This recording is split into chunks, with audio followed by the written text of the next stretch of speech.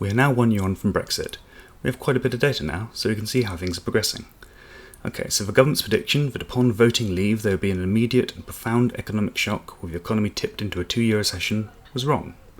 The markets are up. In 2016, the UK was joint with Germany for having the fastest growth out of the G7 countries. According to the IMF's forecast, the UK is expected to grow faster than France and Germany this year, and at the same rate as Germany in 2018. To be fair, the IMF is being a bit more bullish than some of the other independent forecasts, but none of the forecasters that the Treasury regularly collates are forecasting recession anytime soon. Unemployment is down to the lowest since 1975, the 500,000 lost jobs the government predicting clearly being wrong. Now we have seen an increase in inflation. It's currently running at 2.9%, so above the Bank of England's target of 2%, but not as high as we've seen in recent years. Higher than target inflation is a bad thing, absolutely, but at 0.9% above target, this is not Armageddon. Most independent forecasters have inflation either dropping off a bit or not getting much higher this year and being a bit lower next year. This has largely been caused by a devaluation in the pound. As this is being recorded, the pound is around 10% lower than the euro as it was pre-Brexit and around 12% against the dollar.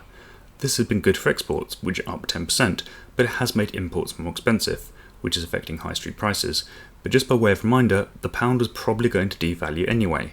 Brexit most likely brought that devaluation forward, but analysts were saying all of 2015 that we had the most overvalued currency in the world. Deutsche Bank said the pound would fall to 127 in 2016 against the dollar and 115 in 2017. We're currently around 127, so above what they forecasted for this year. In response to a previous video, a few people said, but we haven't left yet. 2 points on that. First, the government's forecast was for a recession should the UK vote to leave. It said nothing about an immediate triggering of Article 50. Secondly, the exact timing of the triggering of Article 50 or the final completion of the paperwork is fairly irrelevant. Markets are based on future expectations. As you can see, stock prices have not collapsed, they've gone up. The stock market is pretty much the highest it's ever been. So no recession so far, but let's take a look at early warning indicators to see if a recession is just around the corner. Business investment has stayed pretty constant. It's above what it's been for most of the last decade. Construction output is often used as an early indicator of a downturn. As you can see, it has stayed pretty constant as well. Vacancies is another early indicator. Companies tend to reduce the number of vacancies before they start cutting actual staff. Again, no fall.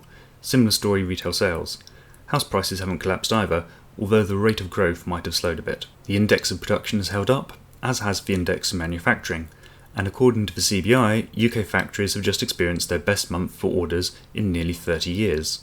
So apart from some higher than ideal levels of inflation, the economy is looking pretty good. The reason this is worth reflecting on is that the same people who told us things were going to hell in a handcart are still trying to convince us to listen to them regarding leaving the European Union. So what else happened? Well, we had a pretty surprising general election where the Conservatives, the party that won the most seats, although not as many as they were expecting, had committed to leaving the single market and gained over 42% of the vote. Labour, the party in second place, also committed to leaving the EU and ending freedom of movement, and they got 40% of the vote. Adding in the 2% of the vote that UKIP and the other anti-EU parties got, that's over 85% of the electorate voting for parties intending to leave the EU. The Liberal Democrats, the SNP and the Greens, who all took much more pro-EU stances, only got 12% of the vote between them. However, some people have been trying to use the election as justification for a soft Brexit. So what is a soft Brexit? Some have described this as staying in the single market. The single market is a regulated market where a whole host of rules and regulations apply to the products and services traded, whether it's determining the strength of our vacuum cleaners or the wattage of hair dryers and kettles. Every year, more and more rules and regulations are passed that are passed at a supranational level. If we don't like the laws, we can't get our MPs to repeal them. The single market is also underpinned by freedom of movement. So if we stayed in the single market, unless it was to radically change, we would still be having our laws set by Brussels and not have control over our immigration policy. So will opportunistic people trying to keep the UK in the EU in all but name get their way now the government does not have a majority? Well, it's worth noting what the government has actually committed to. In the Brexit White Paper, the government committed to extensive engagement with Parliament and putting the final deal that is agreed between the UK and the EU to a vote in both houses of Parliament. If the Parliament votes against the deal, then the UK will exit to World Trade Organisation rules. That is not a soft Brexit. And now Article 50 has been triggered, the only way to extend the 2-year window is to have all member states agree to do so, which is highly unlikely. The only realistic way the UK could stay in the single market is if the government decides to make that the deal with the EU and the UK Parliament supports that. As already said, the Conservatives have leaving the single market explicitly in their manifesto, and Labour clearly have ending freedom of movement. there would need to be some major backsliding by both political parties. So is the government likely to backslide? Well, Cabinet still has 6 very prominent Brexit supporters, 2 of which are the top 2 favourites of the next leader of the Conservative Party. If May starts to backslide, it will be a fantastic opportunity for Boris or Davis to challenge her leadership. Furthermore, the Conservatives have only been able to form a government through agreement with the DUP.